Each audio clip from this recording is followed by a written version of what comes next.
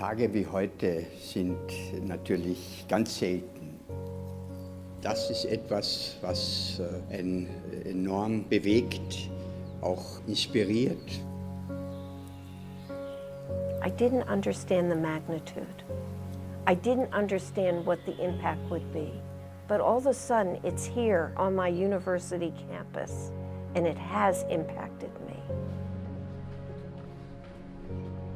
The moment when the local survivors and their families will see the portraits of their loved ones for the first time. That is my favorite moment. This is so beautiful. Yes, it's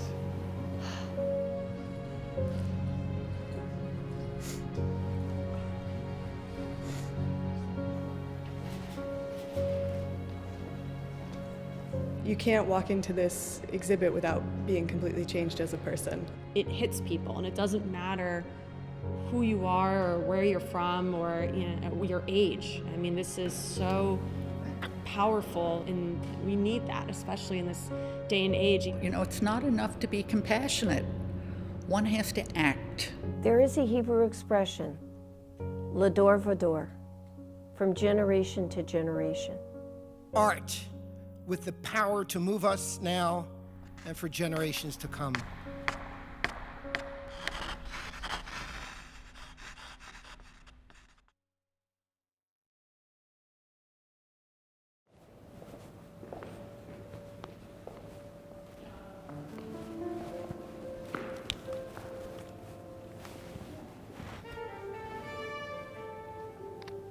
This exhibition is so important to Stockton. It's really tied to the central mission of the university. We have the largest program in Holocaust and genocide studies in the world. Nobody offers more courses. So people on this campus immediately understood the relevance of this project, and everybody came together, and it all worked out really well.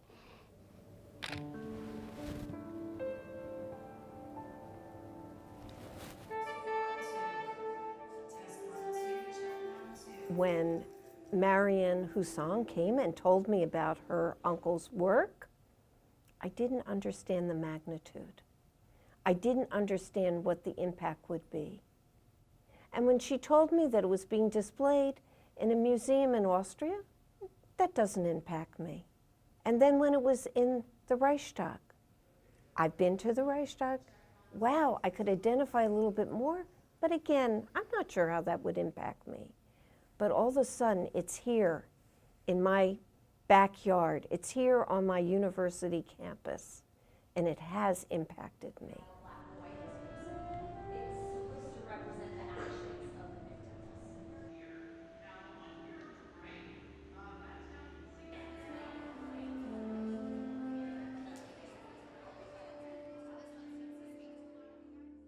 This exhibition makes me think about indifference, my own, and what I need to do to act on behalf of human beings whose lives are in danger.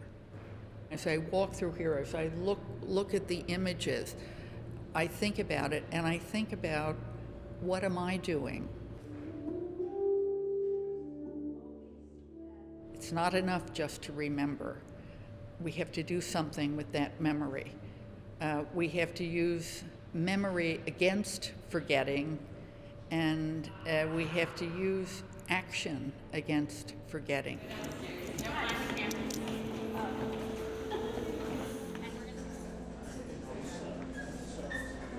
It's wonderful to see your face because I'm your age. I know it. It's your age, you can see. It's tragic. And you as a future.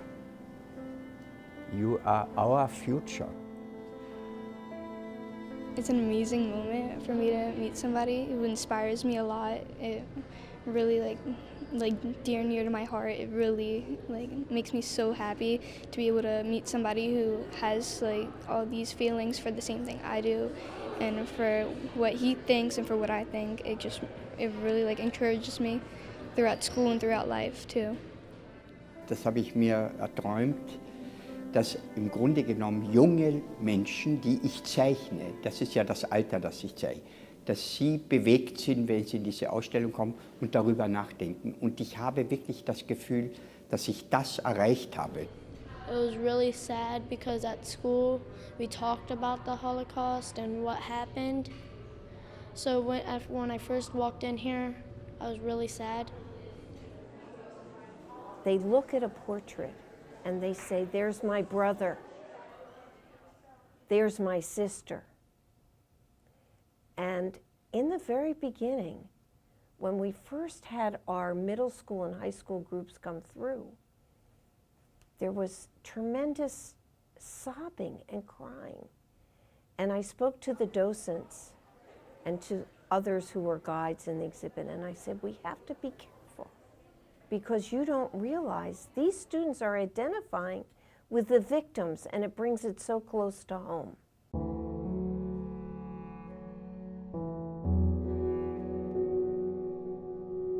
It kind of hurts because it could be me or a loved one that can be here, and I see in the portraits the pain in the kids' eyes that they've been hurt. I couldn't imagine dying at the age they died at. Like, a lot of them were like really young, and that's just really sad.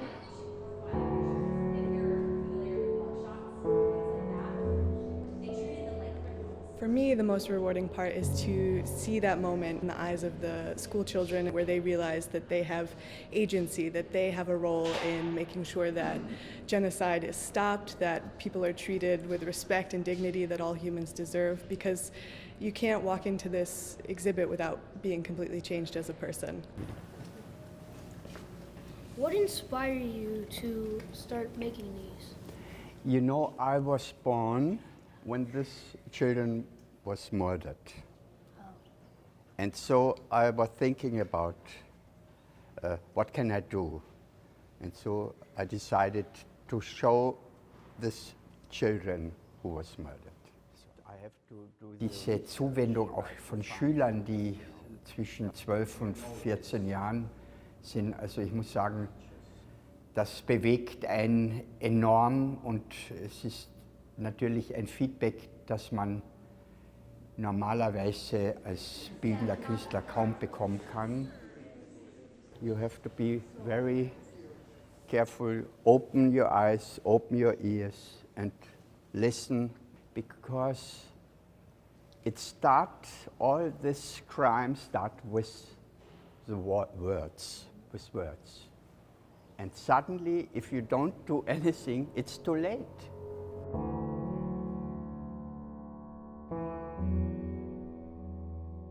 The fact that we have 4,000 students coming here means so much because we want our young people of today to understand these kinds of things that have happened and to be aware of what's possible. It's such an honor to have Manfred's drawings here, reminding us of what we do in our program, right? So the master's and the undergraduate program in Holocaust and Genocide Studies, but also what Stockton does on a larger scale in terms of liberal arts education, humanist education, educating people to be responsible and honest citizens of the world. I saw by this opening, I saw people crying, and I was thinking about nobody has cried before for these children because suddenly they were gone. The parents normally were dead. Nobody knows where. And 70 years later, the people are crying.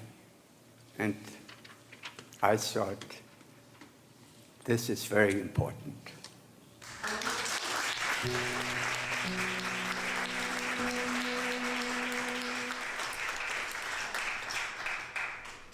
Ladies and gentlemen, be prepared to be moved, to be ushered through a wealth of emotion as we view the multi-award winning film, Drawing Against Oblivion. Please join me in thanking Mr. Bockelman and all those who have helped make possible this profoundly meaningful project of historic significance and international impact. And I can say unequivocally, having been here since the founding of this institution, that this is the most significant exhibit in the history of Stockton. Thank you for all that you've done.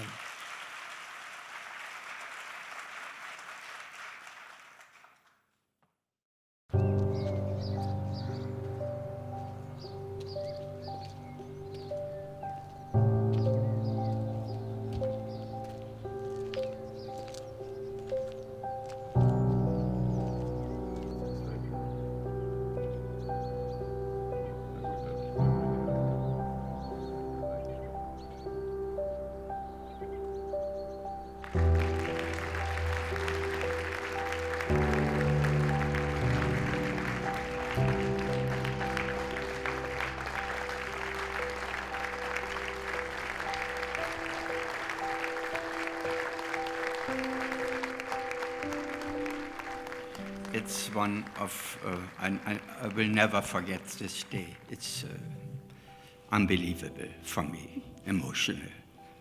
Thank you, thank you.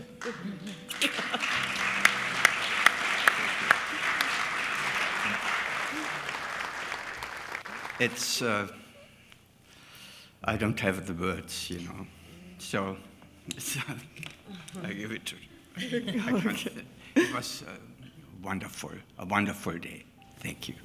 We have chosen an emotional approach to the story, not so analytic, but emotional, because I think it's very important also for young people that the story first touches the heart, and then from the heart it gets to your mind and you get another mindset, and then you start asking questions and do some research and get interest. That was very important for me. When we decided to bring Drawing Against Oblivion here, I was thinking very hard about how to make the exhibit meaningful and beautiful and relevant. And so very quickly, my thoughts turned to the community of survivors and their children and grandchildren, so the second and third generation. And I thought, why not have portraits that are really directly linked to that community? So my students and I researched who was living around here, who had a sibling that did not survive. And as a result of that, we have 7 portraits now that show siblings of survivors from our region. And I think that makes the exhibit very, very special. We worked with other people who personally knew the survivors and knew ones that could handle such an emotional process, and knowing that, you know, that they would be receiving a piece of art or having their family member on display in not only this gallery space, but really it's a memorial to these children. You know, so there were a lot of factors, and it was difficult, but, you know, we had, you know, kind of the parameters that we needed to work with. And, you know, in the end, you know, we found the 7 that we knew would work best, not just for Manfred's sake when he would be drawing, but also for the survivors who, you know, could handle this emotional time.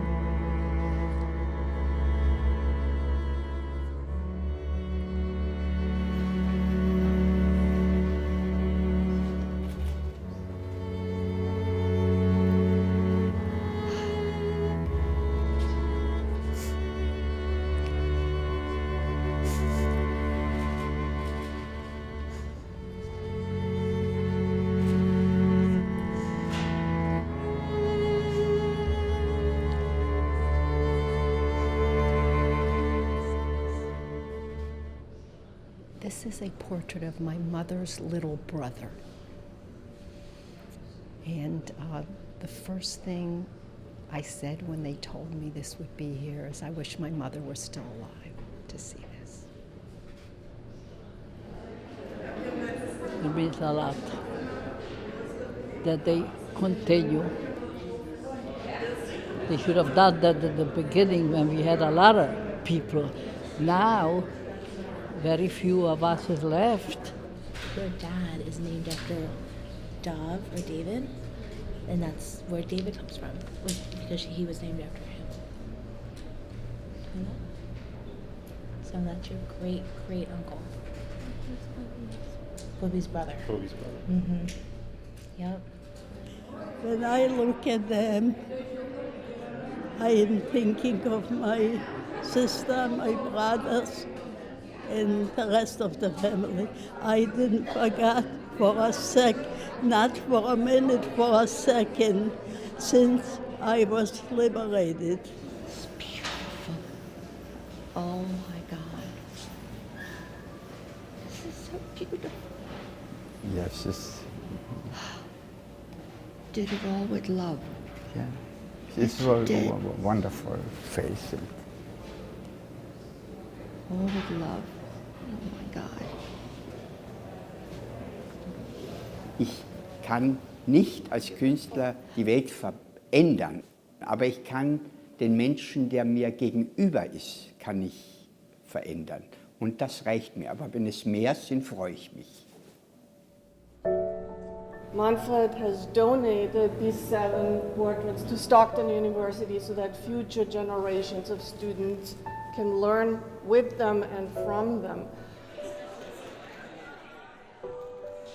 Well, I've been here for 15 years, and without a doubt, this is the most rewarding day of my career here at Stockton. We had a Holocaust survivor, Scylla Kowinski, who was so looking forward to the exhibit today. She's no longer with us. She died about a month ago. And the question is that she's asked, who will carry my message? Who will tell my story? And at her funeral, one of our students, Irvin Marino Rodriguez, who had traveled to Vilnius with us and traced her family story, her life story, spoke at the funeral and said, Scylla, maybe you can hear me from heaven. I'm going to carry your story, not only to my generation, but to my future, to my children. And that's the impact of this exhibit, from generation to generation.